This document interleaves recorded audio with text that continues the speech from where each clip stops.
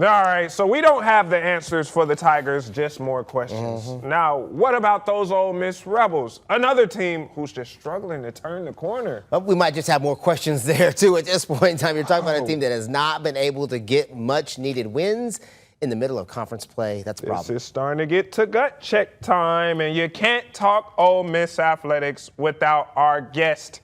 He's the host of the Locked On Ole Miss podcast, which you can catch right here on the 24 Plus app, YouTube, or anywhere you get your podcast. Welcome again to the program, Mr. Steven Willis. I'm not doing the clap because I'm not in football mode. I know that makes you happy. It does make me very happy, and I'm sure it makes Steven happy as well. He just won't tell you that. Well, I'll just say, Mr. Steven, ball up top. It's always football season, and it is always acceptable to talk about football, especially at Ole Miss in this. The Ole Miss men's basketball team, they're 3-6 in the conference. They basically have to finish out 7-2 to have a shot to make the tournament. It's turning into a math problem, fellas, and it's not a good math problem for people that are fans of the Ole Miss Rebels. I'm not good at math at all. I still count on my fingers. But I'm telling you right now, from what I've seen in watching Ole Miss, the inconsistency to be first energetic, B, aggressive to rebound, and C, hit shots has just been tough to watch. Yeah. I mean, so, Steven, let's just kind of go down the line because, it's been a minute since, because we had the winter storm and we was on ice, literally. So let's just kind of go down the line. So first, let's start with the Kentucky game. That's where, because the last time we talked to you, Ole Miss was coming off a loss to Auburn. Yes. And so then you would think, okay, they're going to bounce back against Kentucky. They lost that one 72-63. A.J. Storr led Ole Miss with 20 points. Malik Dia added 16. But here's something that stuck out to me, Steven. Ole Miss shot 25% in the first half, 1 for 10 from three, and they scored a season-low 23 in the first half. What was your takeaway out of that game? With this men's basketball team is there's just no shot makers on the team. Whenever you need a Batman to step up and save the day, you can't count on this player to go get you 2 points. And that includes A.J. Storr, who's averaging 14 a game.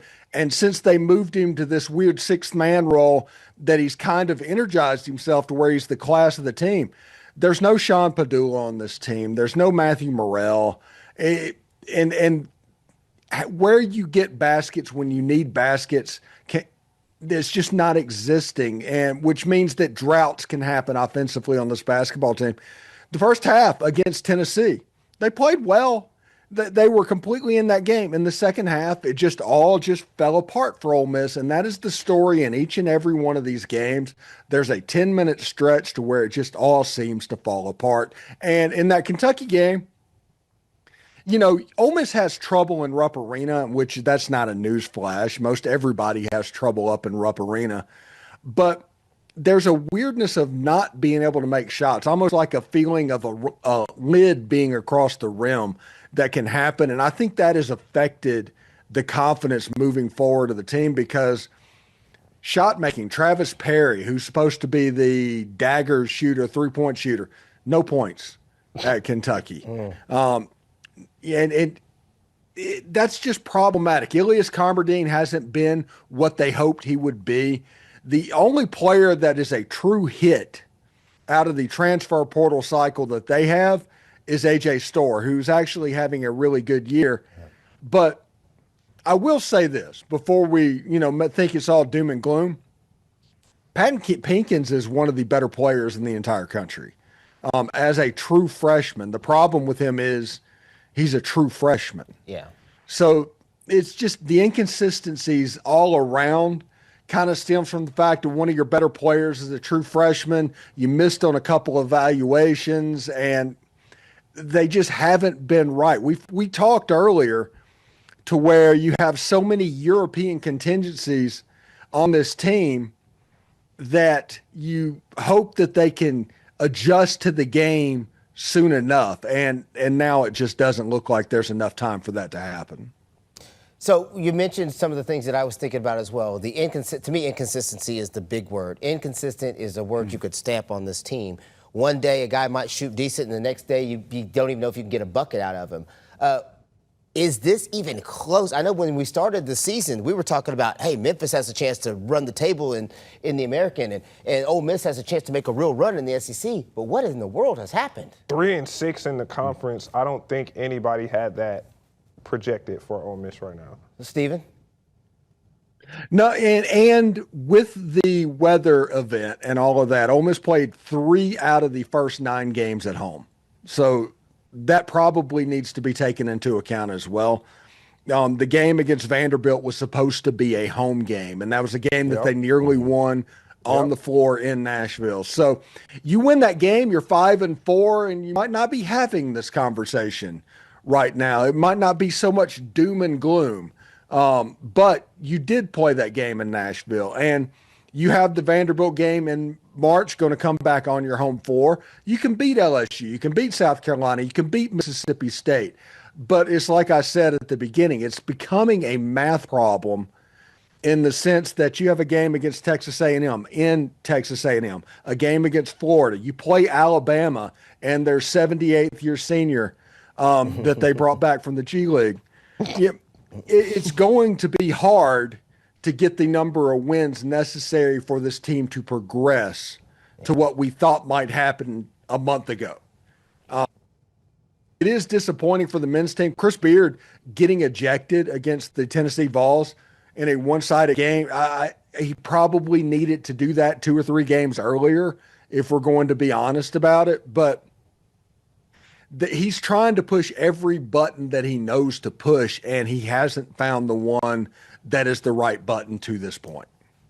You bring up Comerdine, and that is somebody who I was very high on when I watched him play against Memphis. Yeah, and that first game, you were just ranting and raving. Yeah, I mean, he reminded me a lot of Tyrese Halliburton in the way he played. He showed some, like, remnants of Luka that even Penny Hardaway said. And then it seems like now it's like he's regressed.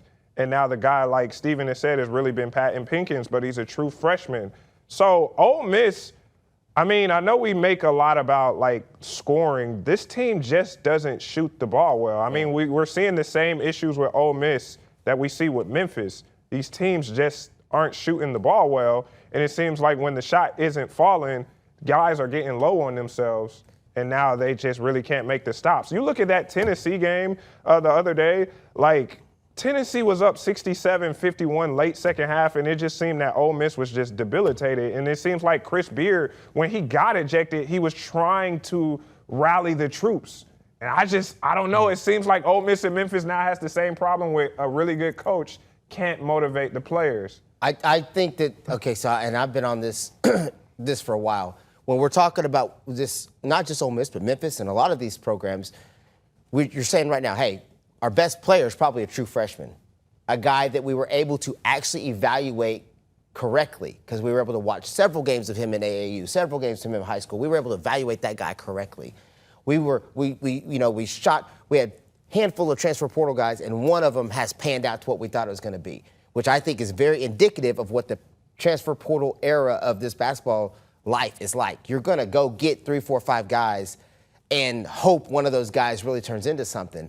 I'm hoping that some of this struggle across the country, this isn't just happening at Ole Miss. It's happening in several programs across the country. I hope that it changes the dynamic of how coaches evaluate in the transfer portal.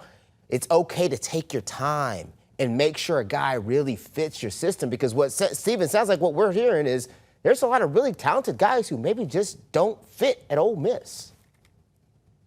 Yeah, and the transfer portal provides a little bit of variability on what can happen. It's much more volatile than the traditional high school method, not necessarily the one and done, but like the old school days when the 90s were happening and Chris Paul and all those guys were playing, where you lasted 3 years in college. There would be a little bit more continuity. In the transfer portal, there's much more volatility to where if you miss a player or two, all of a sudden you can go from here down to here pretty quick. And I think that is what's happened. Whenever Ole Miss, they had just a slam dunk with Ilias Comerdine, and it hasn't quite worked out. Now, he's a decent player. He does all right, but he isn't what they were expecting when he arrived. And also, there's a rebounding problem with this Ole Miss basketball team. And when you have a team that doesn't shoot particularly well and then doesn't get on the glass, you're going to have trouble winning games. Yeah, I mean, I completely agree. This team, it seems like it's get out-muscled. I've kind of expected more from Malik Dia as a guy that I thought was going to really kind of help on that regard. And, Steven, I mean, we're sitting here and we're in the top of February. Next thing you know, March Madness is right around the corner. What do you think it takes for Ole Miss to be able to play in March Madness? Like, if we're sitting here now, they're 11-11, 3-6 in the conference. I don't know about that at-large bid, man. It seems like it's going to go in as a 16. Hey, I mean, the tournament has 100 teams as it is anyway, but, like, if I'm looking at it, Ole Miss, what is the path, Steven? What is the path to March Madness? The path is Coach Yo and those Lady Rebels need to go through and make a run. And oh, wait, you're talking about the men's team. I think in the last 9 games, Ole Miss needs to go 7-2, and that is problematic because you have to win a game against on the road at Texas, on the road at Texas A&M, or against Florida, or on the road at Auburn. You have to win 2 of those, actually. So it's like I said, it's a math problem at this point. Every loss that Ole Miss takes, they can't lose at home to anybody at this point, and they have to figure out a way to get another one of those games on the road if they want to go 7-2 along the way. Now, I was joking about what was going on with Coach Yo and the Lady Rebels team. They're like 17-4 right now, and right on the cusp of hosting a first and second round game in the Pavilion. And props to them for that, because they're doing exactly what we thought they would do this season. They're kind of the opposite of what we expected from the men's team, who just didn't quite live up to what we thought in the preseason they could be. Coach Yo is very talented, and she has built that thing from the ground up. So total hats off to Coach Yo. I know we got to get Steven out of here. I heard you got lunch or something you got to do today, right? We are hungry over here. Yeah, it's about that time. Steven, real quick, tell us what you're working on. Well, we're obviously still paying attention to the transfer portal because everybody talks about the winter storm that happened. Well, Ole Miss is supposed to be done with drop ad on February 2nd. The drop ad date is going to be at least February 15th, which means Pete Golding can actually bring in people from the transfer portal until that date. So we're going to at least be paying attention to see if anybody is available. We'll talk about the new signings. Today is National Signing Day, this Wednesday. So we'll talk about that a little bit as well, and continue to talk football, continue to talk basketball. We have Tim Thomas a little bit later on Wednesday, and by the time people see this, you can go over to the Locked On Ole Miss page and see a former player's reaction to the Ole Miss Tennessee game, which was forced positivity. All right, Steven, you are the man. We appreciate you so much for your time. We're going to take another break. When we come back, we're going to talk about the best things we saw. Yes, from a monster dunk to a coach's crash out. We'll break them down next.